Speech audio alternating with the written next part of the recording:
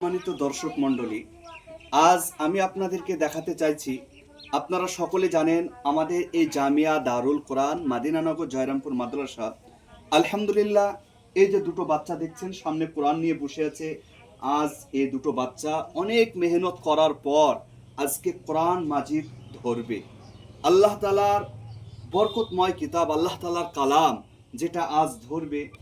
তো আপনারা সকলে এদের জন্য দোয়া করবেন। আলহামদুলিল্লাহ, আপনাদের জন্য আজকে সারা বিশ্বের মুমিন মুমিনাতের জন্য আজকে দোয়া করা হবে। আমাদের এই মাদ্রাসার ছাত্ররা আছে, সকলেই আপনাদের জন্য দোয়া করবে। এই কোরআনের বরকতে, কোরআনের ওসিলায় আপনারা সব সময় আমাদের পাশে যেভাবে থাকেন, সহযোগিতা করে, ভালোবাসা দিয়ে সব সময় আপনারা আমাদের মাদ্রাসায় থাকবেন, পাশে থাকবেন।